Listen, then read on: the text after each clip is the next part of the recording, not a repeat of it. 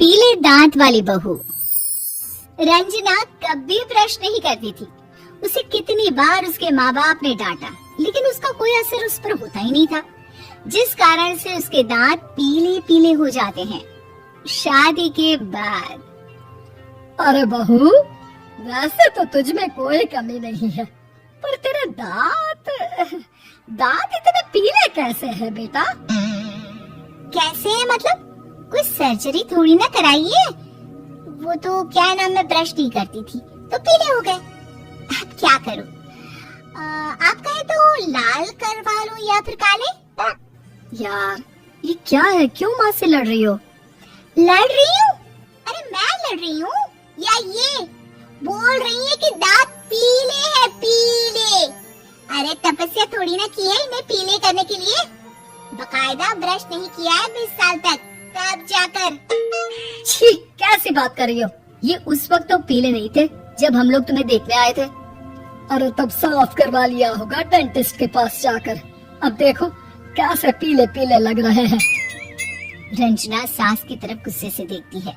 फिर शुरू हो गई पीले पीले पीले। अरे पीले तो तब भी थे जब मेरे हाथ का रसगुल्ला उड़ा उड़ा कर खा रही थी और बोल रही थी, लड़की नहीं गुणों का खजाना दे रहे भाई साहब आप। खैर, अब वो लोग करते भी तो क्या करते, पीले दांत वाली बहू पल्ले पड़ी थी तो झेलना तो था ही। एक दिन कीर्तन में रंजना गाना गा रही थी। अरे कमला बहन, माँ का द्वार है, यहाँ तो सब शुद्ध होकर आते हैं, फिर अपनी बहू को ब्रश भी नहीं करवाती तुम। दूर से पीले पीले दांत भक्ति में बाधा उत्पन्न कर रहा है। और कोई 2 साल के बच्चे थोड़ी ना लेकर आई हूँ मैं बहू बनाकर। अच्छी खासी लड़की है, अरे कैसे करवाऊं ब्रश? ये तो उसे खुद करना चाहिए ना। अब माँ बाप तो इसके जैसे तैसे निपटा दिए, ये नहीं सोचा कि सास कैसे संभालेगी। सास बहू को लेकर घर आ जाती है, लेकिन सोच लेती है कि अब इसे लेकर कहीं नहीं जाएगी। अगली रोज बहू कहती है, अरे क्या हो गया, मंदिर नहीं जाना क्या? कीर्तन का वक्त हो रहा है।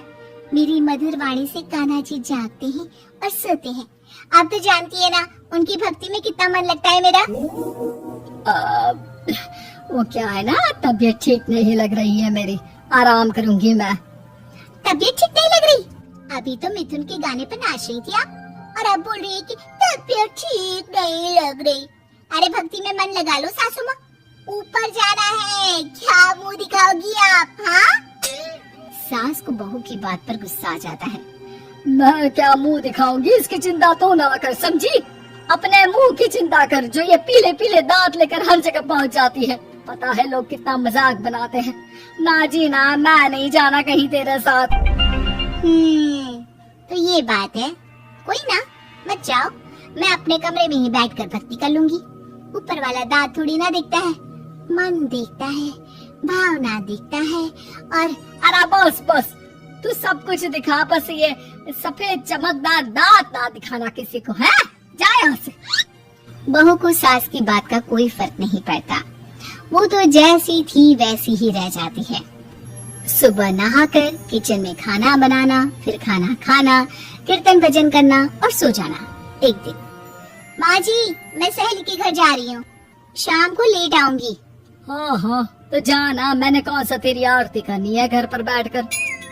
रंजना सहेली के घर जाती है, जहाँ वो पार्टी में जाने की तैयारी कर रही होती है। अरे शिखा, कहाँ जाने की तैयारी कर रही है? मैं गलत वक्त पर आ गई क्या? अरे नहीं यार, उल्टा सही वक्त पर आई है। मैंने ये साड़ी और ज्वेलरी निकाली है यार, शाम को इनके ऑफिस की एक पार्टी में जाना है। बताना कैसा लग रहा है ये सब? नहीं यार, इस ड्रेस के साथ तो वो वाली ज्वेलरी अच्छी लगेगी। हाँ हाँ सही बोल रही है, मैंने ध्यान ही नहीं दिया। वैसे तो हमेशा से मस्त फैशन सेंस रखती है। तो बड़ा जाती होगी ना पति के साथ पार्टी में। रंजना कुछ नहीं बोलती, बस सोचती है कि यार काश ये बात सही हो जाती, पर मैं क्यों नहीं जाती पार्टी में? क्या इन लोगों की कोई पार्टी होती नहीं होगी? रंजना घर आती है और रात में पति से सवाल करती है, एक बात बताइए, आप मुझे किसी पार्टी में क्यों नहीं ले जाते? क्या आपके यहाँ ऑफिस में पार्टी नहीं होती? पति बेचारा क्या कहता कि दांत पीले हैं तुम्हारे इसलिए। अरे कोई पार्टी होती नहीं हम लोगों के ऑफिस में, तो कहाँ से लेकर जाऊं? और मार्केट, मॉल, कहीं वीकेंड घूमना, कहीं तो। अरे यार सारे हफ्ते में एक छुट्टी मिलती है, तो सोचता हूँ कि आराम ही कर लूं। क्यों? रंजना मन मार के रह जाती है। पहले कभी सास के साथ मंदिर जाया करती थी, लेकिन वो भी सास ने ले जाना बंद कर दिया। घर बैठी बैठी रंजना बोर हो जाती है। तभी उसे आइडिया आता है और वो मायके जाने का सोचती है।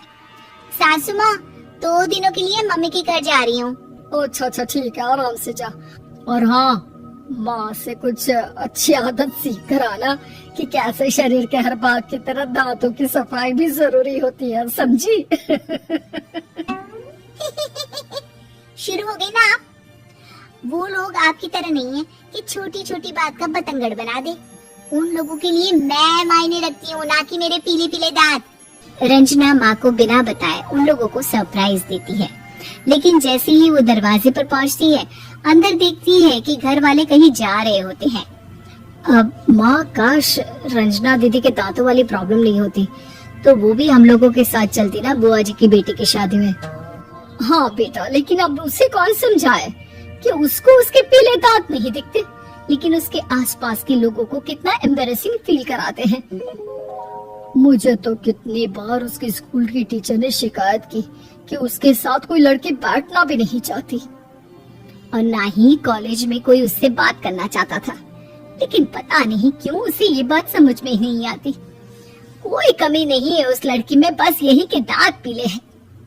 वो तो भला हो जीजाजी और उनकी माँ का, जो दीदी को जैसी है वैसे ही रखा हुआ है।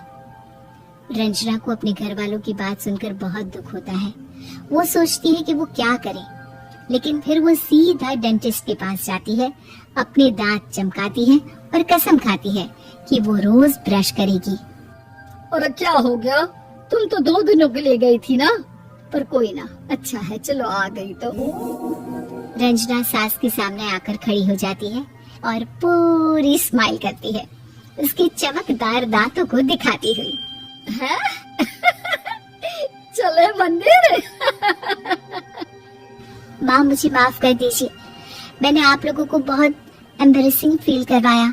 मैं आज से रोज ब्रश करूंगी।